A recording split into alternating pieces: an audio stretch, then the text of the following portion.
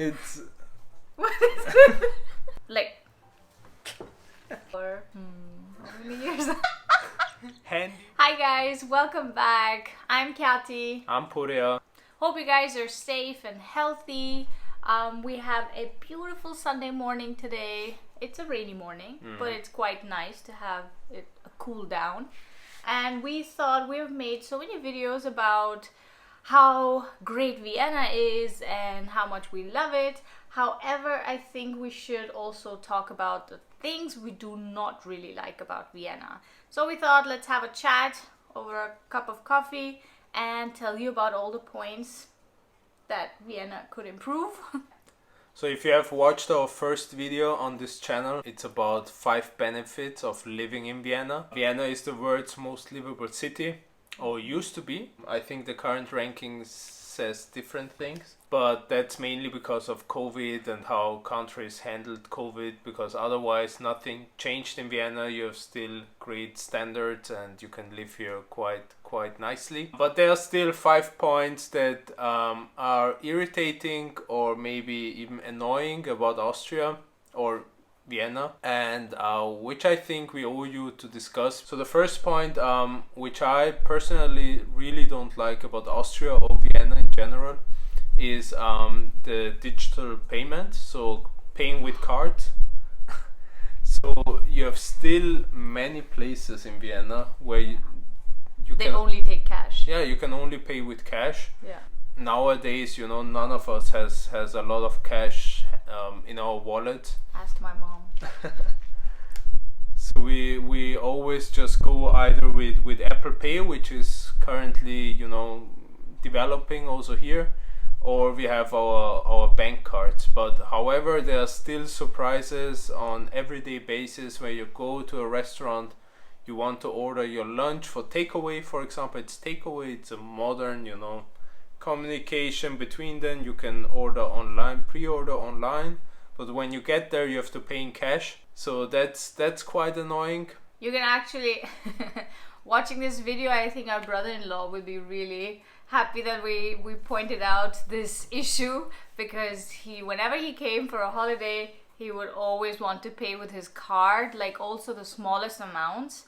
And then here he would just get an answer like, oh no, we don't accept that card, or no, it has to be above like 10 euros or like 20 euros or whatever. So it's quite annoying. So you can't be that flexible. You always have to have some cash on you. But it's not because Austrians don't have the technology. I think it's more the willingness, you know, and the security point of view that most people still prefer handling cash here. Yeah. I know it from Scandinavian countries where you can actually pay everywhere with your card or even your phone. Yeah. But here in Austria it's developing, but it's still a very slow process. Exactly. So this was number 1. Number 2, Especially because you can't be very flexible about it. These are the opening hours, and especially on Sundays and public holidays, all the shops are closed. Like literally almost all the shops are closed. You have like a couple of supermarkets maybe at the train station, like the main train station, but they're like, I don't know, just a few, I think like a 4 or 5 yeah. maximum. Yeah. So if you forget to go and do your groceries during the week or before the weekend starts, then you might have a problem. You would have to buy like more expensive things at the train station or the petrol station, gas station. But there are big queues in the supermarkets. If you go there on a Sunday, Yeah. it's not like Austrians don't like to shop on Sundays. Yeah, There is a big demand for Sunday shopping, and as Kiati said, so if you forget something and you want to go on a Sunday, actually have to expect a huge crowd in the supermarket. Yeah, which is crazy, because if there is such a demand, they should just open shops on Sundays as well. But I think also not only the Sundays and the public holidays are an issue for us, but actually also the shopping, the opening hours during the week. It's like they have extended it to 8 p.m. now. Yeah. Not all supermarkets, but the main ones.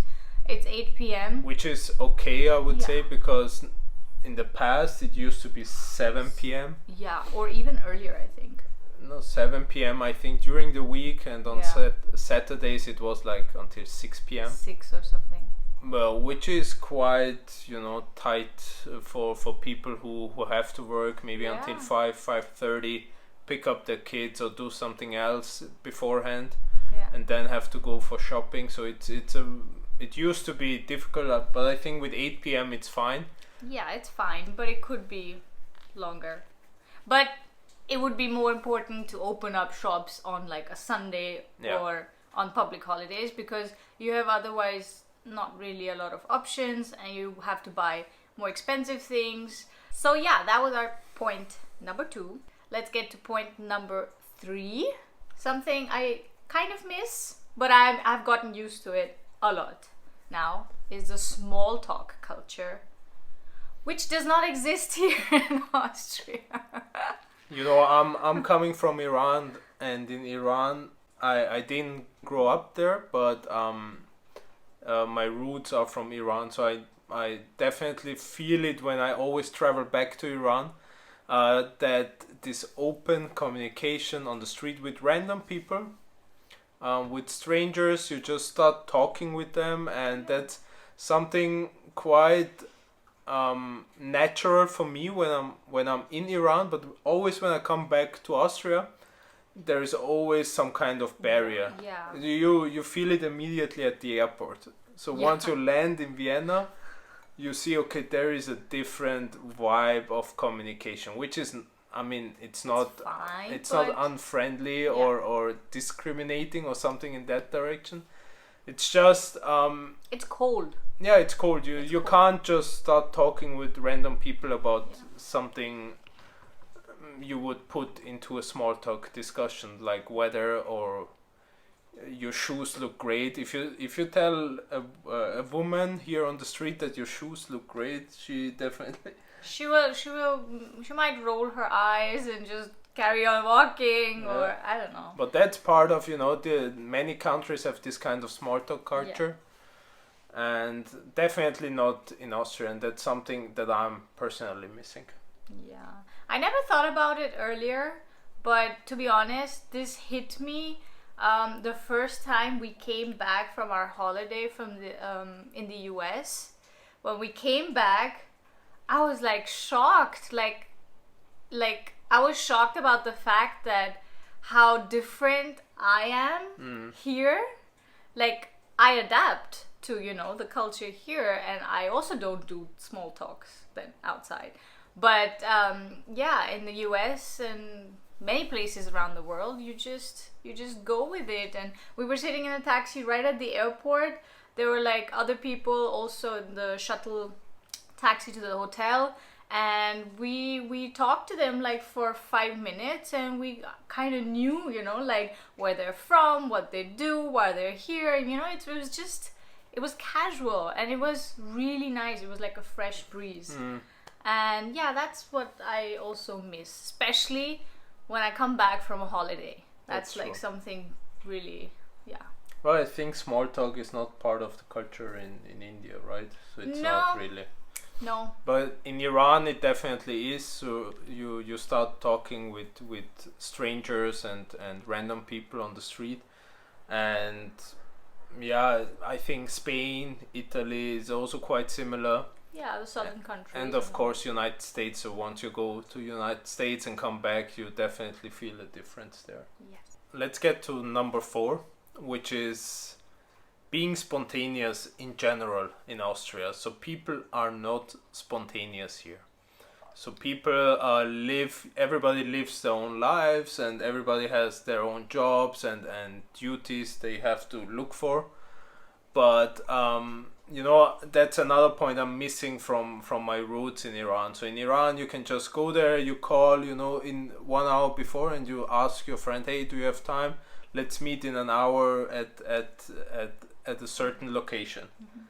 And everybody is ready, they drop everything they have and they rush, and everybody meets, and living the moment. And when you come to Austria or live in Austria for a time, you get used to it, of course. I mean, I never learned this culture in Iran. I just knew the culture here in Austria, but once I got there, I understood that there is a difference. So people can be different.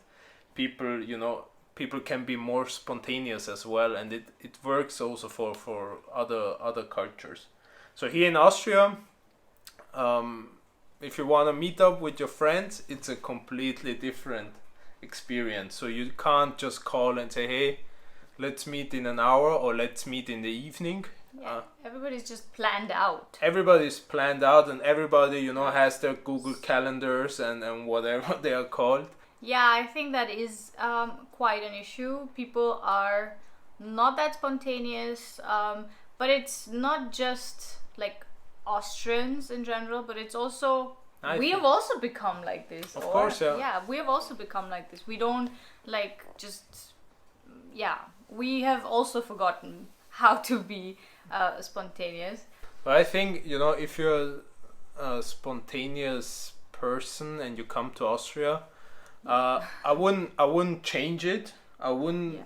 That's something I would maybe keep in my DNA, character and DNA, because it doesn't mean just because you come to a country which is not spontaneous enough, you have to become more, unspontaneous. So you can stick to your. I think it's a good thing, because everybody should live in the moment, and you should. I mean, a little bit of planning is always healthy, but you should live in the moment, and that's something you should maybe teach to other people here when you come. Yeah. So this brings us to our number 5, which is the cost of labor in Austria in general. So the labor costs here in Austria in general are very high, especially if you compare it to countries like ours, India or Iran or wherever else. For example, if you would, just want your lights hung up, you're moving into a new apartment, you want your lights hung up, or you just have like some issue in the toilet to just get it repaired or whatever, it costs a lot if you get a professional. And if you get a professional who will charge you, and give you an invoice and all the taxes and everything, they make it even more expensive then. And that's actually an issue, because then you just tend to kind of try and do it yourself. Or just don't look at it and avoid it. Or ask your friends, or ask anybody who knows a handyman who might do it for you. So yeah, also like we have it on camera. Yeah, I mean, if you come from a country where labor cost is cheap, it might be a surprise here that here in Austria, either you do it yourself, watch some YouTube videos. I'm pretty sure you find a YouTube video on every single issue you have at home, and try to repair it yourself. Or you know somebody who has time at the weekend to help you out, or you really hire a professional company, which is then very, very expensive. So just to give you an example, so we have one issue in our apartment, which is the ice maker of my fridge is broken. And I watched hours and hours of YouTube videos to fix it myself, and we still don't have ice. No, it's just I don't want somebody coming in asking for 500 euros maybe or something just to have a look at it and then tell me it cannot be fixed. No, not 500. But you pay around 100 euros for the technician to arrive. Yeah. So that's only for the driving to your apartment. That's around 80 to 100 euros without even touching your fridge yet. Yeah. So once he opens the fridge, and if you're lucky, he finds the issue and can repair it for you. If you're unlucky, he says, oh, I don't know what's the issue, and the device doesn't have guarantee anymore, so we might have to try this and that and this and that, and every this and that costs you like money. Yeah. And that's a real issue in Austria. So that's why I'm trying with YouTube videos, because at the beginning you don't know how much it's going to cost. It's just a fridge. Yeah. It's not a car. and you really don't know, okay, is it going to cost 100 euros, which is fine, here you have 100 euros, give me an ice maker, or if it's going to cost 500 euros, and that's a completely new fridge again. Yeah, I can buy a new fridge for that. So that's why we don't have ice cubes for like around, I think, two years now. We have been just postponing it, and soon we will move out and buy a new fridge anyways. So that's plan. something you have to consider when you live here in Austria. Yeah. Also, the smallest things that you might not be able to repair yourself, you would need a professional, and then it could get expensive. Yeah. Yeah. So to wrap it up, try to find friends which are handy and maybe spontaneous. And work on Sundays, or are available on Sundays. Exactly. I hope you liked this video. If you liked this video, hit the like button and don't forget to subscribe. And do let us know in the comments below what is the issue in your country, or something that you do not like about your country or your country people. So that was it for today, and we will see you next time. Ciao.